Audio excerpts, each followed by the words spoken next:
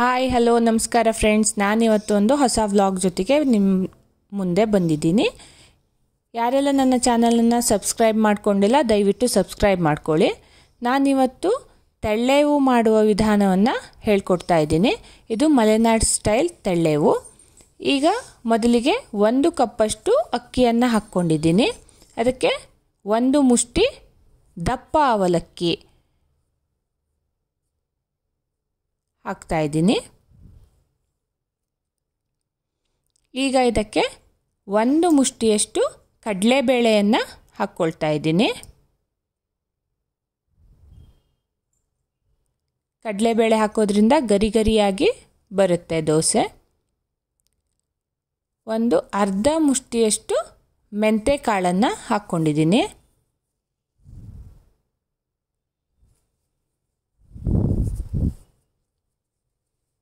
ಈಗ ಇದಕ್ಕೆ 1/4 ಮುಷ್ಟಿಯಷ್ಟು ಉದ್ದಿನ ಬೇಳೆಯನ್ನು ಹಾಕ್ಕೊಳ್ತಾ ಇದ್ದೀನಿ.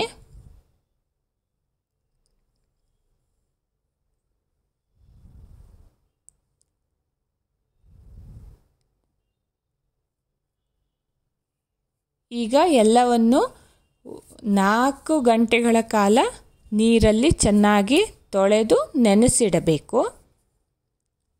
ನೆನೆಸಿ ಅದನ್ನು ಚೆನ್ನಾಗಿ ನುಣ್ಣಗೆ ಮಿಕ್ಸಿಯಲ್ಲಿ ಅಥವಾ ಗ್ರೈಂಡರಲ್ಲಿ ರುಬ್ಕೊಳ್ಬೇಕು. ಈಗ ನಮ್ಮ ದೋಸೆ ಹಿಟ್ಟು ರೆಡಿಯಾಗಿದೆ. ತವಾ ಕೂಡ ಕಾದಿದೆ. ಈಗ ತವಾದ ಮೇಲೆ ದೋಸೆಯನ್ನು ಈ ರೀತಿಯಾಗಿ ಹೊಯ್ಯಬೇಕು. ತುಂಬಾ ರುಚಿಯಾದ ಗರಿಗರಿಯಾದ ತೆಳ್ಳೆವು ರೆಡಿಯಾಗುತ್ತೆ. ಇದು ಮಲೆನಾಡು ಸ್ಟೈಲ್ ತೆಳ್ಳೆವು. ಈ ಒಂದು ಹಾಳೆಯನ್ನು ಬಳಸಿ ನಾನು ತೆಳ್ಳೆವನ್ನು ಎರಿತೀನಿ. ಇದರಿಂದ ತುಂಬಾ ತೆಳ್ಳಗೆ ಈ ಒಂದು ದೋಸೆ ರೆಡಿಯಾಗುತ್ತೆ. ಇದರ ಮೇಲೆ ತುಪ್ಪವನ್ನು ಹಾಕ್ತಾ ಇದ್ದೀನಿ ನಾನು.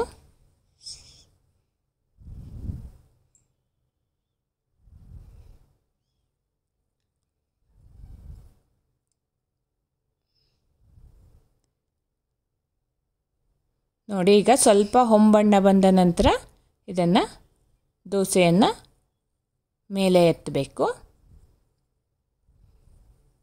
ತುಂಬ ಚೆನ್ನಾಗಿ ಬಂದಿದೆ ನೋಡಿ ದೋಸೆ.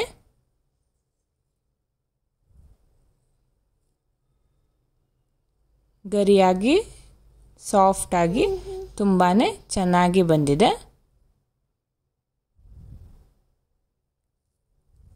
ಇದು ಮಲೆನಾಡು ಸ್ಟೈಲ್ ತೆಳ್ಳೆವು ಅಂತ ಇದಕ್ಕೆ ಹೆಸರು. ಈ ರೀತಿ ಹಿಟ್ಟನ್ನು ನುಣ್ಣಗೆ ಮಾಡಿಕೊಳ್ಬೇಕು. ತುಂಬ ದಪ್ಪಗೆ ಮಾಡಿಕೊಳ್ಬಾರ್ದು. ಸ್ವಲ್ಪ ಈ ಒಂದು ಕನ್ಸಿಸ್ಟೆನ್ಸಿಯಲ್ಲಿ ನಾವು ಹಿಟ್ಟನ್ನು ಮಾಡಿಕೊಳ್ಬೇಕು. ಆವಾಗ ನಮ್ಮ ತೆಳ್ಳೆವು ತುಂಬಾ ಚೆನ್ನಾಗಿ ಬರುತ್ತೆ.